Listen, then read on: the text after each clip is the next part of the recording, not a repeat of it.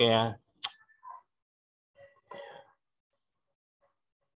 Oke, tadi udah masuk jet ya. Ini tadi mungkin kepenuhan memori nih. Karena sambil konver yang sesi 1 ya. Jadi kayak gini dia.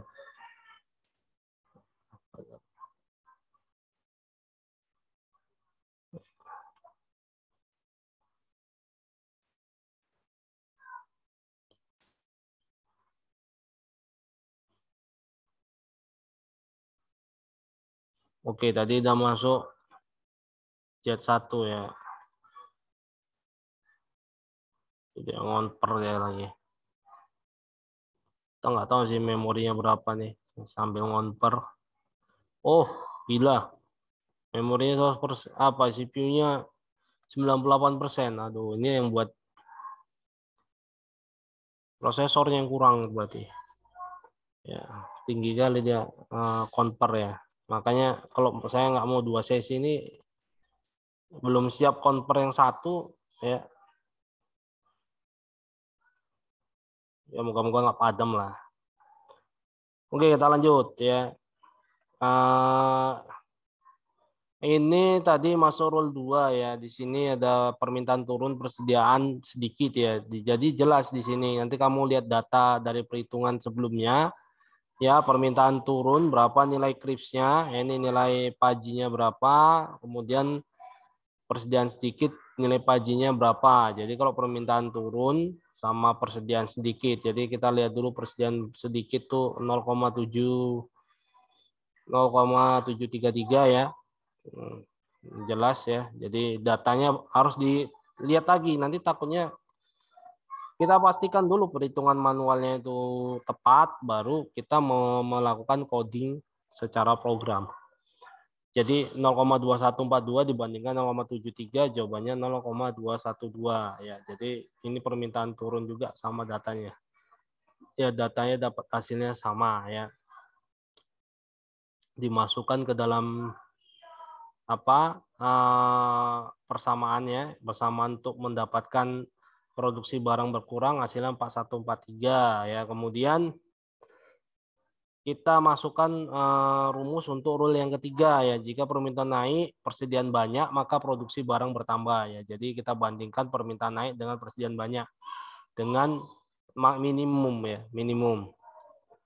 Ya, kenapa kita ngambil nilai min ya? Kita kalau memproduksi itu kan kita prediksi yang paling mendekati lah ya, minimal ya, minimal. Jadi kita pilih yang minimum ya supaya balance dia. Kalau kita pilih yang maksimum itu ya mungkin nilai seperti ranking ya, perankingan. Nah misal nilai max yang kita cari, nilai yang paling tertinggi. Tapi kalau nilai minimal misalnya studi kasusnya mendapatkan bantuan sembako, bantuan apa, ya minimal min nilainya.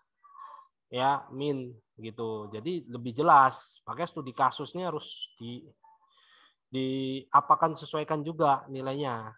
Kalau ini kan nilai produksi kan kita ambillah nilai produksi seminimum mungkin ya untuk prediksi. Jadi kalau kita terlalu banyak produksi, tahu-tahu barang nggak bisa dijual kan gawat. Kamu nyetok barang banyak-banyak ya, sedangkan barang itu peminatnya sedikit ya.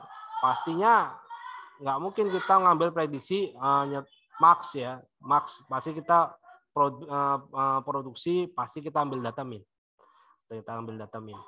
Oke, di sini jelas ya. 3.200 ya untuk permintaan naik ya, persediaan banyak 140, nilai kripsnya, nilai pajinya ketemu ya, nilai minimumnya 0,2666. Jadi 4 di belakang desimal. Itu menandakan bahwasanya data itu valid. Nah, jadi kembali lagi ya, yang mau dihitung nilai Z-nya adalah produksi barang bertambah. Kalau produksi barang bertambah rumusnya menggunakan ini ya mu ya, produksi bertambah ini dia. Nah, rumus nih dimasukkan ke dalam rumusnya nilai yang kita jumpa tadi yang 0, oh bukan yang bawah ya, 0,266 dimasukkan ya. Kemudian dihitung ya 2,2664. Nah, kamu hitung lagi. Ini ada juga yang salah perhitungannya yang di bawah sini, saya lupa. Belum saya ganti. Nanti kamu hitung aja manual lagi ya. Untuk mastiin sekaligus mempelajari ulang ya mengenai Panji Sukamoto ini. Jadi kalau untuk lihat perkembangan Panji Sukamoto ini kemana, digunakan studi kasusnya, kamu baca jurnal-jurnal orang yang sebelumnya meneliti, entah dari jurnal kampus lain, atau dari senior-senior kamu yang memang udah publish, ya repository atau jurnal kan jelas. Nah, didapat hasilnya ya 0,733 ya, 0,733. Kemudian diambil nilai minimum ya, dapat ya dari sini nih. Oh, dari sini. Nah, kemudian yang keempat ya dia bertambah ya 0,7857 dibanding 0,733. Sini 0,733. Kemudian kamu lakukan perhitungan ya. Nah ini agak berbeda nih perhitungannya. Nah, sama yang di atas ya. Nah, jadi berbeda ya. Nah, berbedanya ya karena yang di atas minta prediksinya produksi barang berkurang, yang ini produksi barang bertambah. Jadi ini dikalikan ke dalam dulu, udah dapat jumlahnya ditambah ya. Seperti ini juga ya. Nah, jadi nilai depajifikasi ya, nilai depajifikasi disinilah nilai dari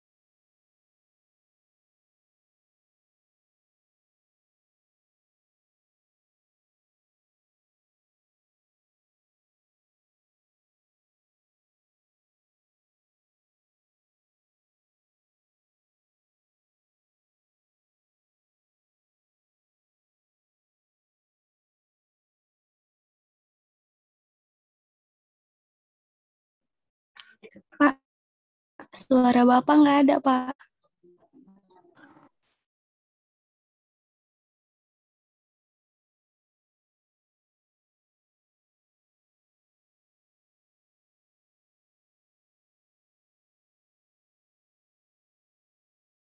Oke, oke, sorry, mikrofon nggak jalan tadi.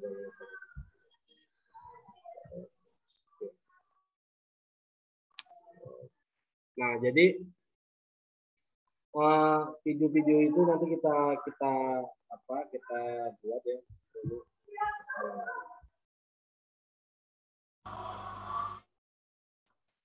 Nah,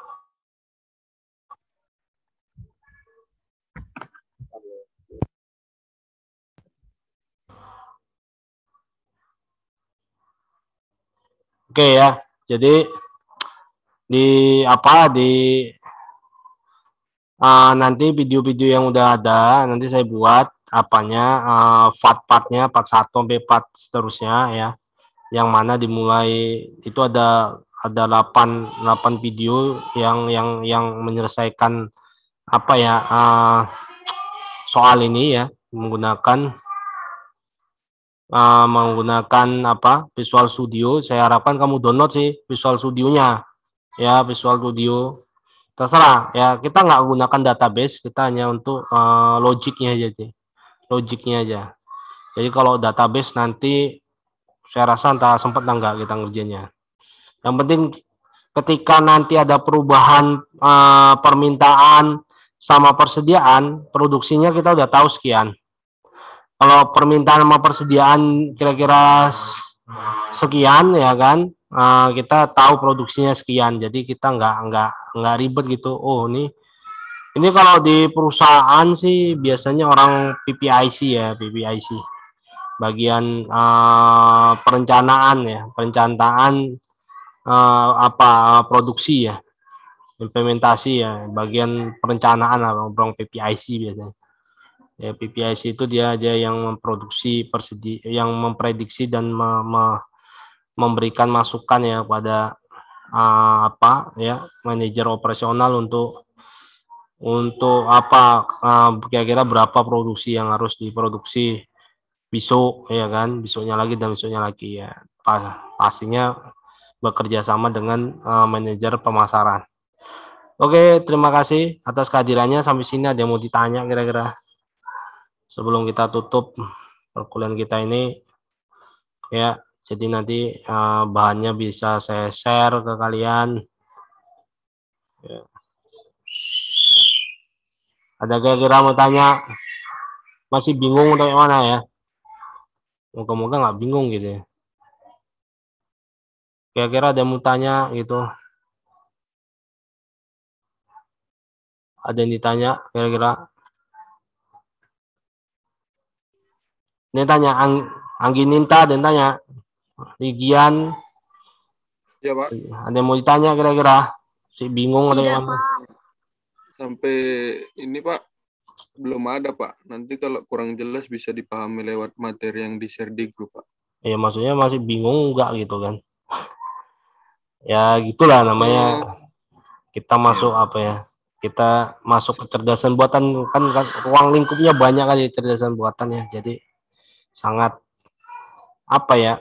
makanya saya heran kenapa mahasiswa itu kok bingung tugas akhir, bingung begini padahal udah kuliah kan seperti itu. Padahal semuanya sudah dibahas, tinggal kita aja yang kayak mana teknisnya